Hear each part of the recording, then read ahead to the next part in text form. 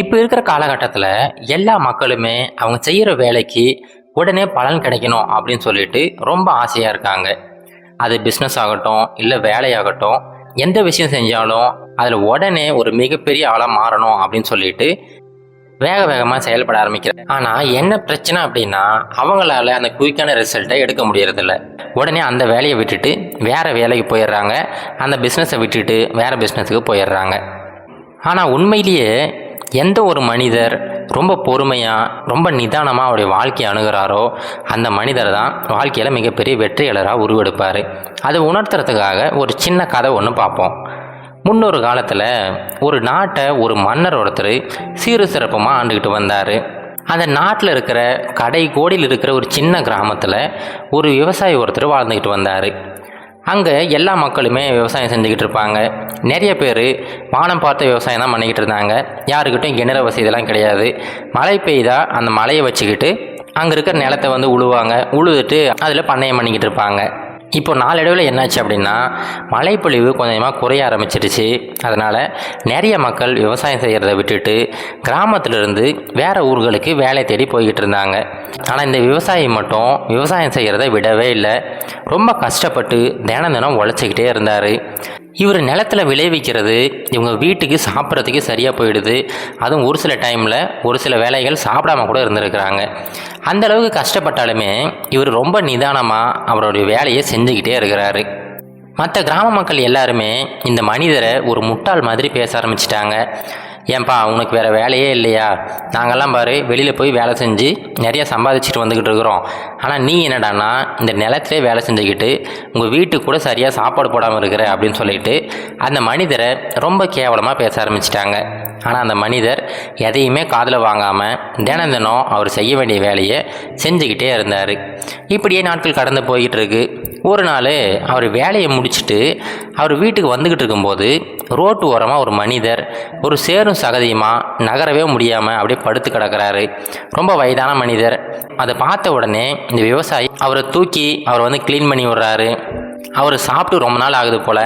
அதனால் இவர் கொண்டு வந்திருந்த சாப்பாட்டை அந்த மனிதருக்கு கொடுக்குறாரு.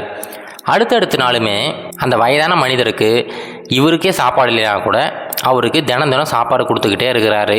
அப்படியே ஒரு சில மாதங்களில் அந்த வயதான மனிதர் நல்லாவே தேறிட்டார். இப்போ நல்லபடியாக நடக்கவுமே ஆரம்பிச்சிட்டாரு. அவர் அந்த இடத்த விட்டு போகிறதுக்கு முன்னாடி இந்த விவசாயிக்கிட்ட ஒரே ஒரு விதையை மட்டும் கொடுக்குறாரு. அதை கொடுத்துட்டு, இங்கே பாருப்பா, இந்த விதை ரொம்பவுமே ஸ்பெஷலான ஒரு விதை. நீ இதை மண்ணில் புதைச்சி வச்சுட்டு தினமும் தண்ணி ஊற்றிக்கிட்டே இரு.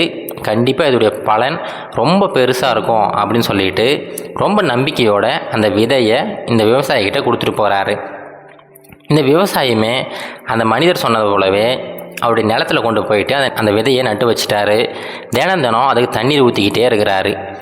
இப்போ என்னென்னா, அப்படியே பல மாதங்கள் ஆயிடுச்சு. ஆனாலுமே அந்த விதை முளைக்கவே இல்லை.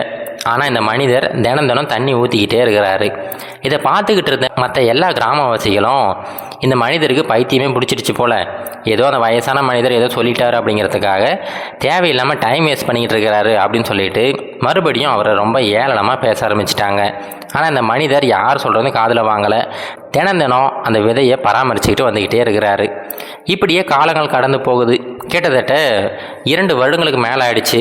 இப்போ தான் அந்த விதை லேசாக முளைக்க ஆரம்பிக்குது. முதல் துளிர் வந்ததுக்கப்புறமா இந்த விவசாயிக்கு ரொம்ப மகிழ்ச்சி ஆகிடுச்சு. எல்லா மக்கள்கிட்டையுமே கூப்பிட்டு காட்டுறாரு. இங்கே பாருங்கள், நீங்கள் தப்பாக பேசுனீங்கல்ல, என்ன முதல் முறையாக இந்த விதை முளைக்க ஆரம்பிச்சிருக்கு அப்படின்னு சொல்லிட்டு எல்லாருக்கிட்டையும் காட்டுறாரு. அப்போவுமே அந்த மனிதர்கள், அது முளைச்சி என்னப்பா பிரயோஜனம், அதனால் உனக்கு எதுவுமே வரப்போகிறதில்ல, போய் வேறு வேலை இருந்தால் பாரு அப்படின்னு சொல்லிட்டு மறுபடியும் அவரை தப்பாக தான் பேசிக்கிட்டு இருக்காங்க. ஆனாலுமே இவர் அதை விடுறதா இல்லை. தினம் தினம் தண்ணி ஊற்றிக்கிட்டே இருக்கிறாரு. இப்போ என்னென்னா, அந்த விதை முளைச்சிடுச்சு. முளைச்சதுக்கப்புறமா அது வளர்கிறதுக்கு ரொம்ப டைம் எடுக்குது. கிட்டத்தட்ட 3 வருடங்கள் ஆகிடுச்சு. ஆனாலுமே அந்த விதை ஒரு 2 அடி கூட வளரலை. ரொம்ப சின்னதாகவே இருக்குது.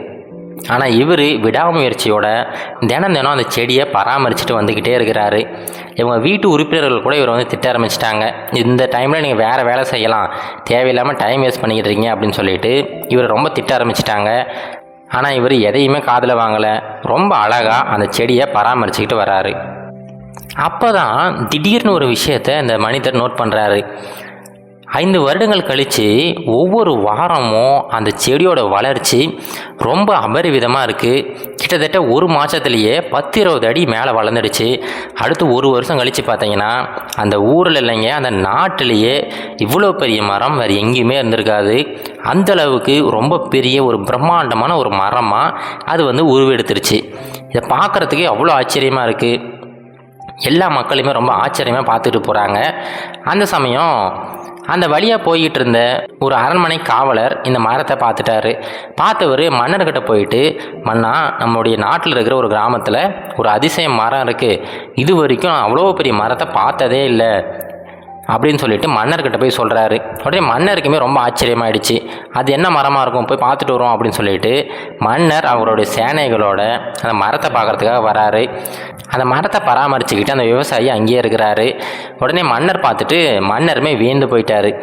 உடனே அவர் அறிவிக்கிறாரு, இந்த நாட்டிலேயே இவ்வளோ பெரிய மரம் வேறு எங்கேயுமே கிடையாது, இந்த மரம் தான் இந்த நாட்டிலேயே மிகப்பெரிய ரொம்ப உயரமான மரம் அப்படின்னு சொல்லிட்டு அறிவிக்கிறாரு.